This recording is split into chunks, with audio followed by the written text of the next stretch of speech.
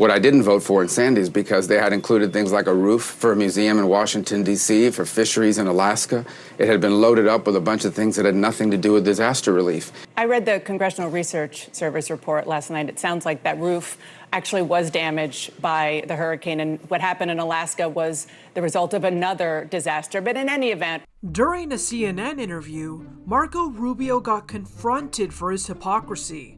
Recently, Rubio wrote a letter asking for federal disaster relief to help Florida recover from Hurricane Ian. In 2012, Rubio voted against relief for Hurricane Sandy. Senator, you wrote a letter Friday to the Senate Appropriations Committee asking for disaster relief dollars for desperately needed resources to rebuild Florida communities.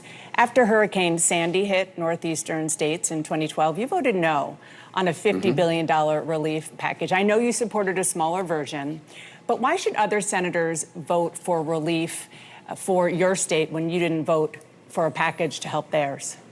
Oh, I've always voted for hurricane and disaster relief. I've even voted for it without pay-fors. What I didn't vote for in Sandy is because they had included things like a roof for a museum in Washington, D.C., for fisheries in Alaska.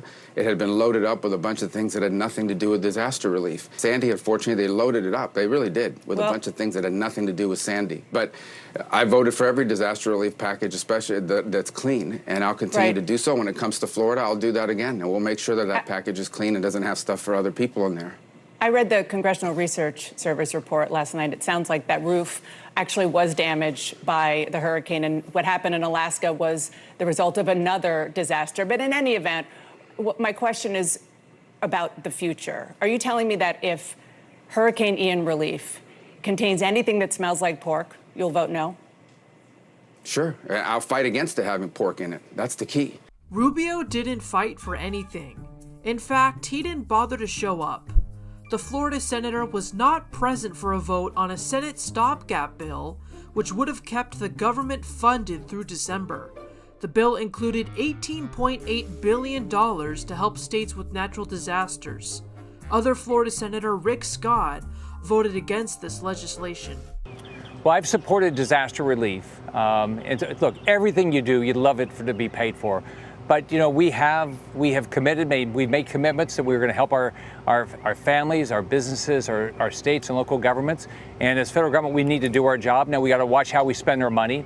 You know, there's families that have lost everything, and they're still struggling to figure out, you know, if they found their loved ones. So it's a horrible experience. And then we have this flooding. Unfortunately, some of it's older construction, and so we lost a lot of buildings. And so I hope the death count doesn't go up.